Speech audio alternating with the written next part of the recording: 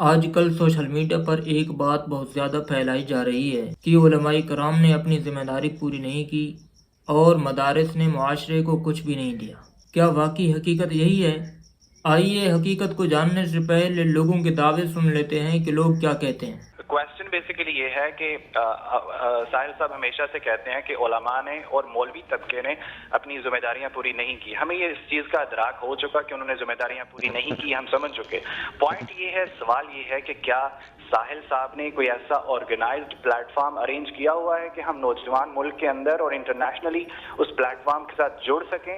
بولنے کی طاقت، یہ مائکرو فون مل گیا آپ کو، مجھے آپ 95% علماء کو یہ مائکرو فون نہیں ملا اور ریچ نہیں ملی جو آپ کو مجھے مل گئی ہے۔ ہم نے یہ ڈیفینیشنز ٹھیک کر کے ریوائیو کرنی ہے۔ آپ نے مجھے اور آپ نے اپنی ذمہ داری کا تعین کر لیا، وہ کب کریں گے اور کیوں نہیں کر رہے، وہ کس نے کروانی ہے؟ سر وہ میں نے اور آپ نے سامعین کروانی ہے۔ کرام، آپ نے سن لیا، نوجوان طبقے کی یہ ذہن سازی کی جا رہی ہے کہ علماء کرام نے اپنی ذمہ داری پوری نہیں کی۔ دوسری ویڈیو دیکھیں۔ If you jump into the Quran is going to light up the country. اور آپ قرآن کسے سیکھ رہے ہیں؟ جس کو سڑک نہیں کراس کرنی آتی۔ اس کے ذریعے یہ ثابت کیا جا رہا ہے کہ علماء کرام معاشرے کے گھٹیا ترین افراد ہیں۔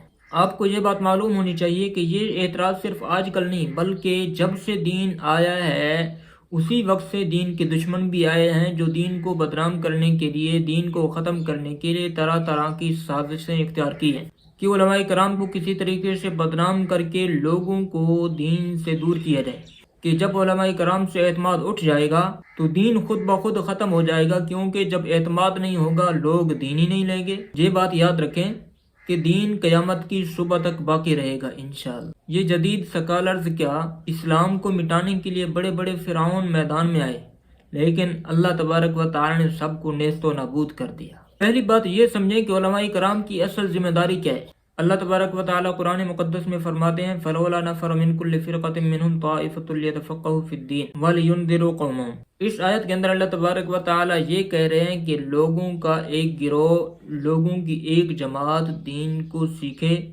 پھر اس کو دوسرے لوگوں تک پہنچائے۔ یہ دین کے بقا کی بنیاد ہے، یہ دین کے بقا کا ذریعہ ہے۔ علماء کی اصل ذمہ داری دین کا سیکھنا اور لوگوں تک پہنچانا ہے۔ اگر ہم تاریخ میں دیکھیں، علماء کرام کا جو کردار ہے وہ کبھی بھی ختم نہیں کیا جاتا، کبھی بھی نہیں بھلایا جا سکتا، کیونکہ قرآن کی حفاظت کرنے والے کون؟ ذمہ داری تو اللہ نے لی ہے، لیکن کن کے ذریعے اللہ تعالیٰ نے قرآن کی حفاظت کرائی ہے؟ وہ علماء کرام ہی ہیں۔ قرآن کی حفاظت کرنے والے، حدیث کو جمع کرنے والے، حدیث کو لکھنے والے، حدیث کو آگے پھیلانے والے، فقہ کو مرتب کرنے والے، اسلام کی نشر و اشاعت کرنے والے کون ہیں؟ علماء کرام ہی ہیں۔ اگر علماء نہ ہوتے تو آج قرآن کریم محفوظ نہ ہوتا، علماء نہ ہوتے آج حدیث محفوظ نہ ہوتی، آج فقہ کی ترتیب محفوظ نہ ہوتی، دین کی صحیح معلومات محفوظ نہ ہوتی۔ میں اعتراض کرنے والے لوگوں سے کہوں گا، بالخصوص ساحل عدیم صاحب سے، جنہوں نے دین کو محفوظ رکھا، کلمہ محفوظ رکھا، آپ پیدا ہوئے، آپ کو کلمہ پڑھایا گیا، یہ تو آپ کو علماء کا احسان مند ہونا چاہیے تھا، آپ تو احسان فراموش ثابت ہوئے۔ دوسرا، ان پر اٹیک بازی کمال ہو گئی۔ آپ غور تو کریں، آپ کے بابے کا نکاح پڑھانے والے، آپ کے ابے کا نکاح پڑھانے والے، آپ کے دادا کا نکاح پڑھانے والے، پردادا کا نکاح پڑھانے والے، سکر دادا کا نکاح پڑھانے والے کون ہیں؟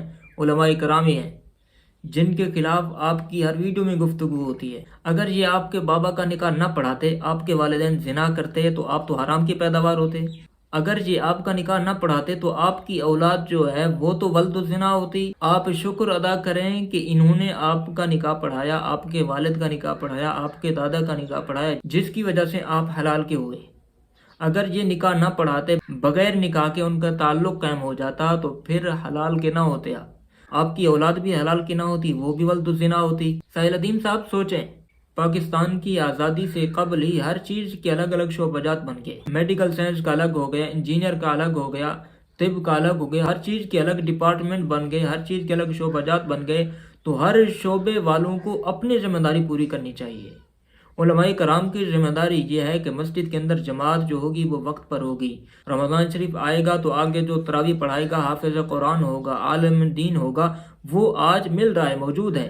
ہر مسجد میں آپ کو حافظ قرآن ملے گا، قاری قرآن ملے گا، عالم دین ملے گا۔ یہ خام خواہ کا اعتراض ہے کہ جی علماء نے اپنی ذمہ داری پوری نہیں کی۔ پہلے نمبر پر آپ تعین تو کریں کہ علماء کی ذمہ داری کیا ہے۔ کیا عالم کی ذمہ ہر چیز کی ذمہ داری ہے کہ وہ فزکس بھی پڑھائے، وہ کیمسٹری بھی پڑھائے، وہ بایولوجی بھی پڑھائے، وہ میتھمیٹکس بھی پڑھائے، انجینئر بھی یہی ہو، ڈاکٹر بھی یہی ہو، سائنسدان بھی یہی ہو، سیاستدان بھی یہی ہو؟ کیا یہ تمام ذمہ داریاں اسی عالم کے لیے ہیں؟